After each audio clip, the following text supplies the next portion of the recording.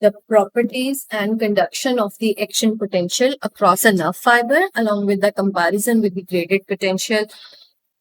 These are our learning objectives for this session. So starting from the characteristics of the nerve action potential, as you know, this is a monophasic action potential of a nerve fiber.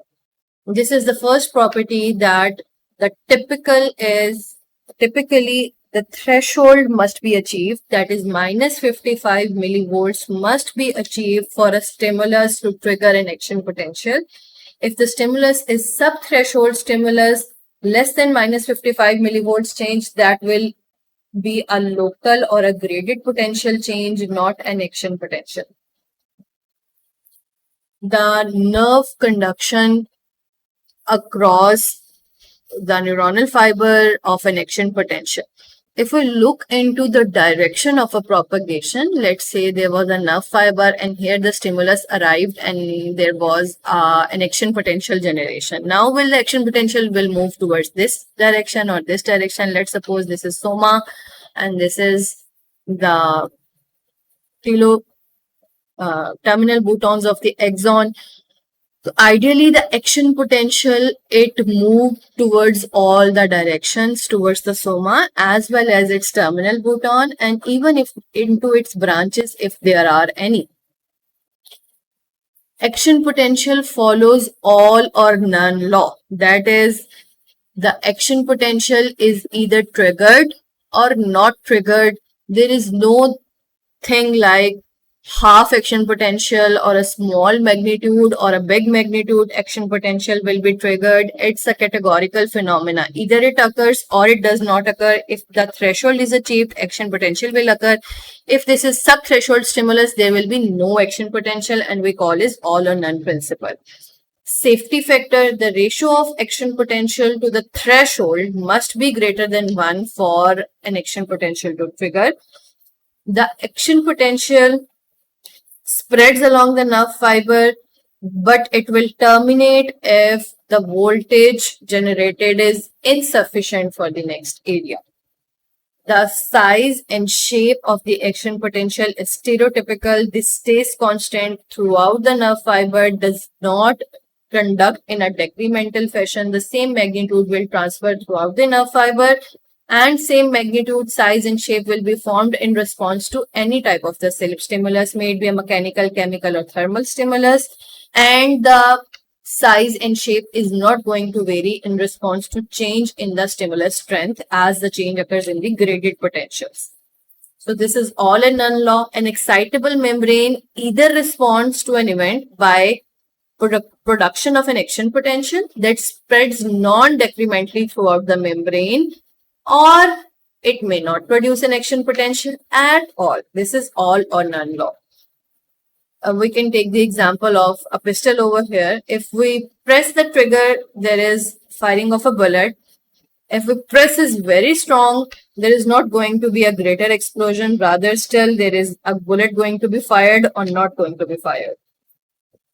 If the action potential follows all or none law, how the strength of stimulus is then coded? If there is a slight touch to the skin versus a deep pressure, in both cases, there is going to be same magnitude and same size of the action potential. How does then the brain appraise the strength of the stimulus? The answer lies that the strength of a stimulus is coded by the frequency of the action potential. In response to a lighter touch, there might be discharge of 10 action potentials per second. In comparison, if there is a deep pressure, there might be 100 action potential triggering per second, just saying that for example. So the brain appraises the strength of the stimulus by the frequency of the action potentials reaching from a receptor rather than by the shape of the action potential. Once an action potential has triggered, depolarization, repolarization occurred, hyperpolarization occurred, how the resting membrane potential is going to be re-established, and that lies in the role of the famous sodium-potassium pump, which will redistribute the sodium and potassium ions across the cell membrane. Because during the action potential, sodium had come inside and potassium had gone outside. Now they have to move back by the sodium-potassium pump. There are action potentials with the plateau, as we see in the cardiac muscles and some of the smooth muscles in which there is involvement of the calcium.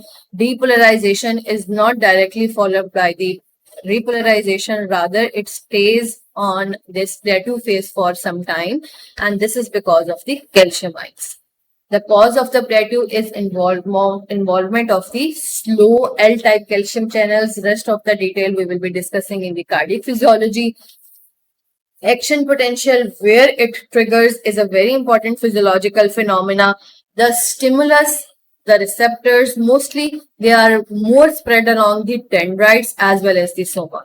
They keep on receiving the incoming stimuli. Multiple stimuli may be arriving at one instance on different dendrites, but they lead to only local graded potential change or receptor potential on the dendrites and the soma.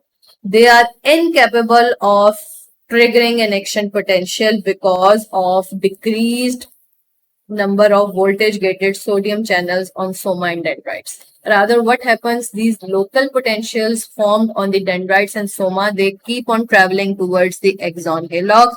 They keep on adding to each other. By the time they reach the axon hillock, if threshold potential is achieved, the action potential will be triggered over here and it will now travel downward through the axon to the presynaptic terminal. So graded potentials on the dendrites and cell bodies which travel towards the axon hillock via local current flow, there is going to be their summation. For example, minus 30 millivolts decrement here, minus 40, minus 50, that all traveled and sum up over here. Action potentials cannot sum up over each other, whereas the local potentials can sum up, leading to a threshold like the axon hillock. If threshold is achieved by all or none law, action potential will be triggered, will be self-propagating throughout the axon without further stimulation. Once an action potential is triggered at the axon hillock, it will travel downward throughout the length of the nerve fiber without any more stimulus. So this is self-propagating. So how is it propagated? This is showing the propagation of a graded potential across a nerve fiber.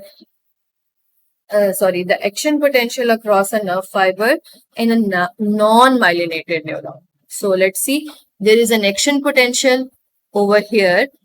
It spreads along both the sides of the nerve fiber by the local current flow that keeps on traveling the wave of depolarization on the neighboring areas in a non-decremental fashion in a non-myelinated nerve. So in a non-myelinated neuron, there is going to be point-to-point conduction of the action potential. At each and every point, there is action potential being generated and transmitted. So action potential itself is being developed and propagated by the local current flow. The sodium which entered over here moved to here and here and here and here, moving the current flow to the sides. Whereas in case of the myelinated neurons, action potential does not need to be generated at every point, rather only at the nodes of Renwier. Here action potential is generated, then it jumps to the next node of Renwier, then to the next node of Renwier. So this is conserving the energy and time, as the action potential has now to be generated only at these 7-8 points rather than throughout every point of the neuron. So action potential occurs at the nodes of the Renwier. The electrical current flows through the exoplasm as well as the extracellular fluid. In between, the ionic flow will be transmitted to the road of Renwier inside the as well as outside the neuron. Impulse jumps from node to node. Because of this jumping, we call it a saltatory type of conduction. Velocity is many times faster as compared to the non-myelinated nerve fibers. This is comparing the conduction of action potential in a non-myelinated versus a myelinated axon. You can see in unmyelinated axon, there is going to be point-to-point conduction, and this is relatively slower as compared to the myelinated axon, jumping in a saltatory fashion from node to node. Conduction velocity is more in myelinated as compared to non-myelinated fibers. Also, conduction velocity depends upon the diameter of nerve fiber. The more the diameter, less is the resistance to flow and more will be the velocity of conduction. As we know, the diameter decreases from A to B to type C nerve fibers. So the velocity of conduction also decreases from type A to the type C nerve fibers. Benefits of saltatory conduction: one, it increases the velocity of conduction. Second, it conserves the energy a lot. This is crucial for long distance signaling in the nervous system, where by using a relatively less amount of energy in a less amount of time, the message can be shifted from one part of the nervous system to the other part. The excitation of a neuronal fiber because of the sodium influx can be by any type of a stimulus. It can be a mechanical disturbance, chemical stimulus, or an electrical current. Now, let's have an experimental view of electrical stimulation. There are two cases. If we give negative current versus we give a positive current, how it will affect the action potential. So here you can see two electrodes in two different conditions. Let's start the example of the negative electrode. If we give negative electrical current to the outside skin surface, how it will impact the excitability of this nerve fibers. Normally we know inside is negative -70 millivolts. If we give a negative current outside, the difference of potential between inside and outside will decrease. Outside was first plus 70 millivolts, inside was -70 millivolts. If there is negative current outside, the outside will become less positive. Let's say it becomes 30 millivolts. So the difference of polarity has decreased. When the difference of polarity decreases, that means the neuron is moving towards the threshold. Its excitability will increase. So by decrease in the potential difference, excitability increases and the sodium channels are easier to open now and the excitability of nerve has increased. In comparison, if we give a positive current outside, inside is -70 millivolts and here let's say we have plus 70 millivolts outside. If we give positive current, we make it even more positive. Let's say 90 millivolts. Now the potential difference has further increased. So the excitability of neuron will decrease by this effect, or you can call it, either you can say that outside becomes more positive or you can say inside becomes more negative. In any means, the polarity difference is increased and the sodium channels become less excitable. Now moving on to the most important property of the action potential, which is the refractory period. Refractory period of the action potential is that period in which the next action potential is difficult to initiate or not even capable to initiate, depending upon if this is an absolute or a relative refractory period. So let's have a look at this graph. On x-axis, you can see time. On y-axis, there is voltage or conductance. We'll have a look on the voltage right now, the green curve showing the action potential. Throughout the depolarization and first 2/3 of the repolarization, we call this absolute refractory period. Then last 1/3 of the repolarization and almost all of the hyperpolarization, we call this duration relative refractory period. During absolute refractory period, new action potential cannot be initiated no matter how strong the stimulus is. During relative refractory period, mu action potential cannot be stimulated or initiated by a threshold stimulus. but new action potential may be generated if there is a suprathreshold stimulus. Now, why does that occur? The answer lies in the voltage-gated sodium channels. If you recall, from depolarization to the initial half of the repolarization, the sodium channels move from activated state when both gates are open to the inactivated state in which the activation gates are closed. These activation gates are closed during this duration. Even if a stimulus comes, they cannot open. So there can be no new action potential no matter how strong the stimulus is. In the last 1/3 of the repolarization and hyperpolarization, the sodium channels have now started recovering back to their resting state in which the activation gate is closed and inactivation gate is open. They are now capable of being opened in response to a stimulus. So partial recovery has occurred. If a suprathreshold stimulus comes, they open. If a threshold stimulus arrives, they do not open. So this is a conditional response. The absolute refractory period is the period during which an other action potential cannot be elicited no matter how large the stimulus is. Coincides with the entire duration of action potential almost till the last 2/3 of the repolarization. It is caused by the inactivation of the sodium channels. This state is responsible. The relative refractory period, it follows the absolute refractory period for about 2 to 4 milliseconds during the hyperpolarization and last 1/3 of the repolarization phase, during which an action potential can be triggered if there is a much stronger stimulus coming. It limits the maximum frequency of nerve impulse transmission. If that would not have been the case, there was an action potential, another stimulus come, there would have been another action potential. Without it being over, there would have been another action potential. So action potential over the other action potential would have been a cumbersome phenomenon.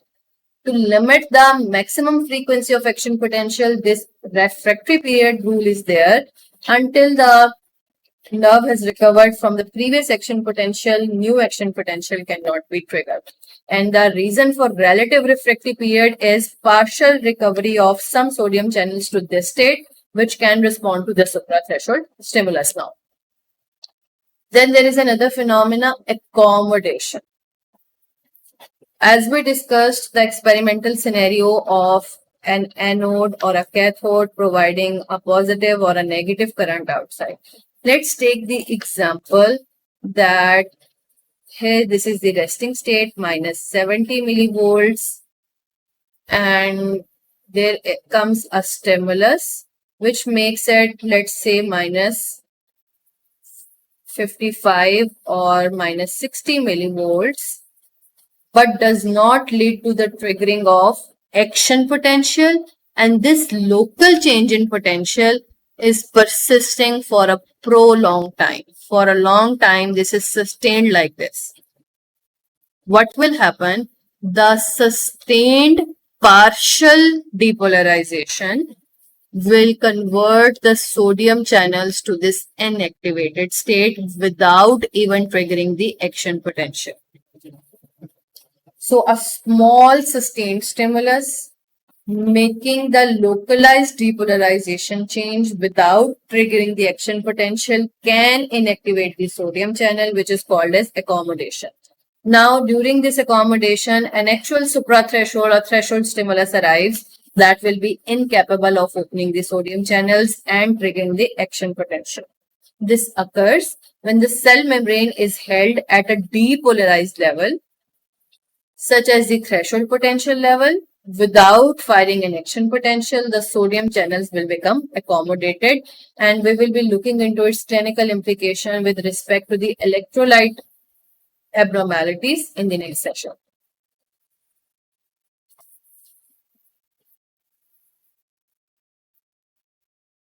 This is another property of action potential described in terms of strength duration curve.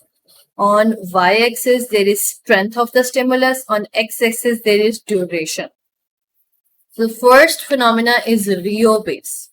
Rho base is the minimal strength of the electrical stimulus, as you see on the y-axis. This is the minimal strength of the voltage or the stimulus required to elicit an action potential if applied for a long duration. So if a small stimulus persists for a long duration, it may lead to the triggering of the action potential over here. So this voltage or the stimulus strength is called as Rho base, and the time duration for which it was applied is called the utilization time on the x-axis. Utilization time is the minimum duration for which Rho-based strength stimulus must be applied to the excite the nerve fiber. So this is the utilization time on the x-axis. On y-axis we have Rho-base. The third phenomena is chronexy. Chronexy is the minimum time, again this is the time on the x-axis required to trigger an action potential if a stimulus double the strength of Rho base is applied. So double the strength of Rho base applied, the action potential was triggered on this time point. We call this chronexy. So this is used experimentally or diagnostically to compare the function of different types of the nerve fibers. This is showing the comparison between graded and action potential that we have discussed while discussing the generation, conduction, and properties of action potential starting from the location. Mostly the graded potentials are seen on the dendrites and cell body, and action potentials along the axons, which starts at the axon hillock or the initial segment. Graded potentials have a localized spread only, whereas action potentials can spread along the long duration distances throughout the length of the axon.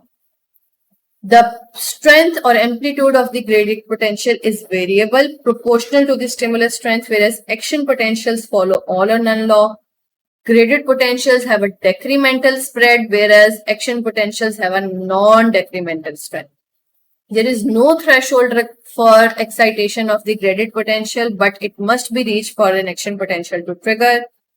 The channels involved in graded potential can be ligand gated or mechanical gated. For action potential, these are majorly voltage gated channel.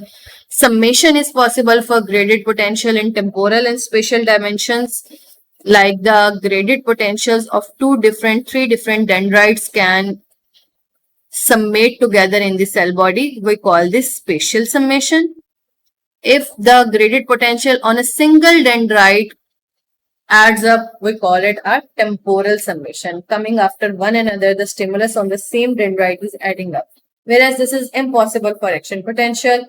There is no refractory period for graded potential. Absolute and relative refractory period are there for action potential. Duration of graded potential may be longer, but action potential is a brief instantaneous change of polarity. The graded potential has a bidirectional flow, but action potential has a unidirectional flow due to the refractory period. The reason being mostly the action potential has to trigger at the axon hillock. Now it can travel only in this direction, not into this direction because of the absence of the voltage gated channels over here. And once it reaches over here, let's suppose from here to here, it cannot travel backwards because the previous part of neuron is now in the refractory period. So it has to half travel in the forward direction. That was all about the properties and conduction of the action potential and its comparison with the graded potential. Thank you very much.